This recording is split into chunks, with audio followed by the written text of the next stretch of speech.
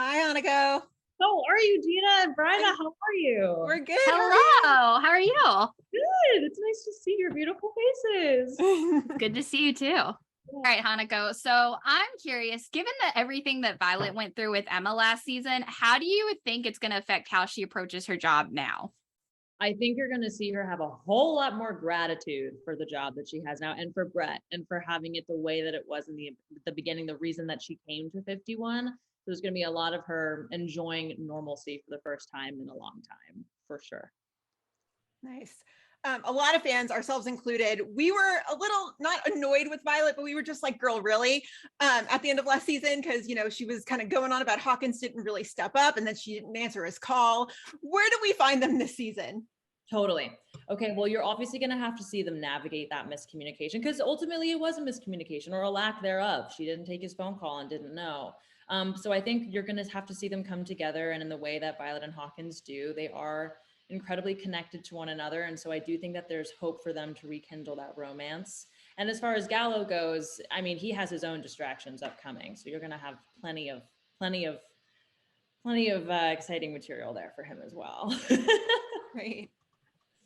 Hanako, I'm curious. I know Gina and I talk a lot about on the podcast about how much we love kind of the all girl moments with Violet and Stella and Brett. And so I'm just curious, what is it like for you, especially being kind of the newbie still, although you're not that new anymore, but like, what is it like for you working with Miranda and Kara?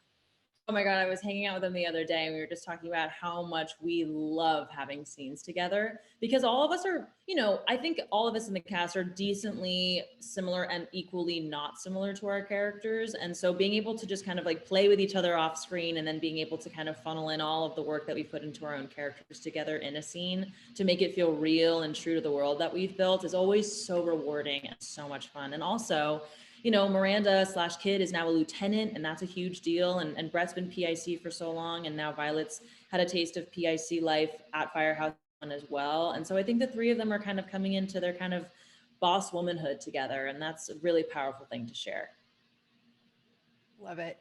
And something we were going to ask Daniel, but we'll ask you as well.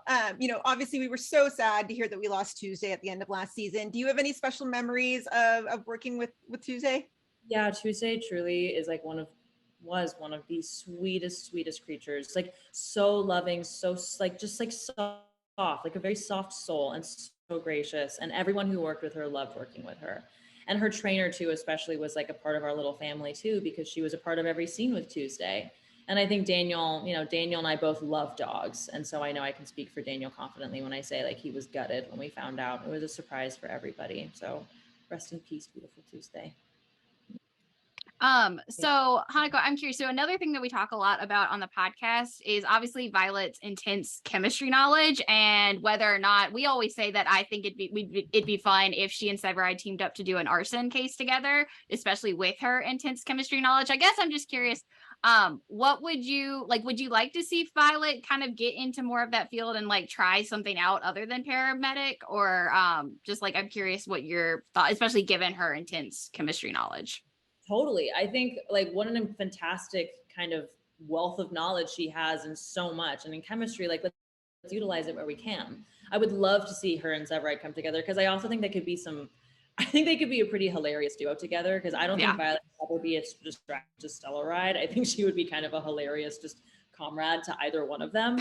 And so I'd love to see them come together in that way. And actually you will get to see them interact a little bit more this season. You'll see something that kind of brings them together. But as far as chemistry goes, any opportunity for her to flex her muscles, her brain, I'm here for. Yeah. I mean, the lines are hard to memorize because they're science, but like, I'll do it.